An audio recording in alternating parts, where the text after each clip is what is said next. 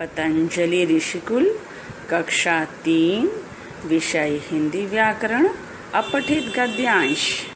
Good morning children, Patanjali Rishikul के शैक्षिक कार्यक्रम में आपका फिर से स्वागत है।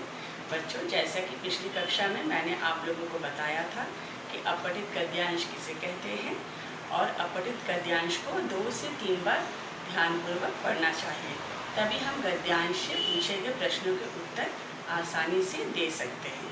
आज हम लोग अपठित गद्यांश का दूसरा अभ्यास कार्य करेंगे। अपठित गद्यांश अभ्यास कार्य।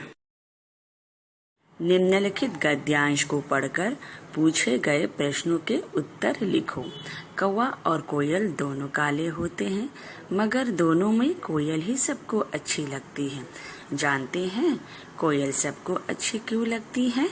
वह अपनी मीठी बोली से सबका मन मोह लेती है।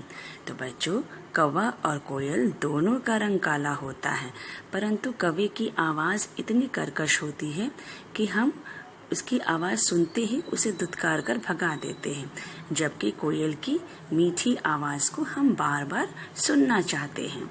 ऐसे ही जो लोग कोयल की तरह अपने जीवन में मीठी बोली का प्रयोग करते हैं, वे सबके प्रिय होते हैं। तो मीठा बोलने वाला इंसान सबका प्यारा होता है।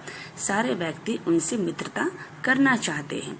कड़वा बोलने वालों का हमेशा सबसे विवाद होता रहता है और कटुभाषी लोगों का हमेशा सबसे झगड़ा होता रहता है, जबकि मीठा बोलने वालों का कोई कार्य रुकता नहीं।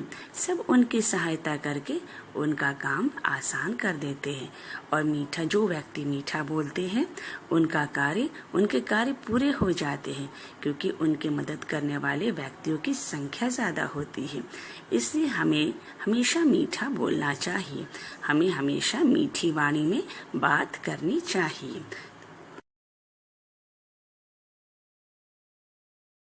गद्यांश को ध्यान से पढ़ने और समझने के बाद अब हम पूछे गए प्रश्नों के उत्तर गद्यांश में से ही ढूंढकर उन्हें लिखने का प्रयास करेंगे। प्रश्न 1, प्रश्नों के उत्तर लिखो।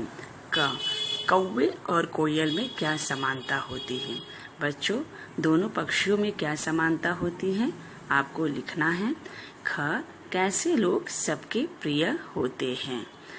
प्रश्न 2, शब्दों के अर्थ गद्यांश से ढूंढ कर लिखो। बच्चों, यहाँ पे जो 2 शब्द दिए हुए उनके अर्थ गद्यांश में ही हैं, आपको वहां से ढूंढ कर लिखना है। क, मदद, ख, सरल। प्रश्न 3, सही या गलत का निशान लगाओ। क, कोयल अपनी मीठी बोली से सबका मन मोह लेती है। ख, मीठा बोलने वालों का हर काम रुक जाता है। तो बच्चों, यह सही होगा या गलत, यह आपको गद्यांश ध्यान से पढ़ने के बाद समझ में आ जाएगा। प्रश्न 4, गद्यांश से 2 सर्वनाम शब्द ढूंढ कर लिखो।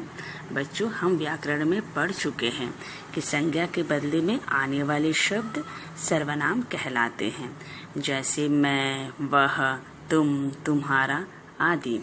तो बच्चों, मैं उम्मीद करती हूँ कि आप इसे स्वयं करने का प्रयास करेंगे। धन्यवाद।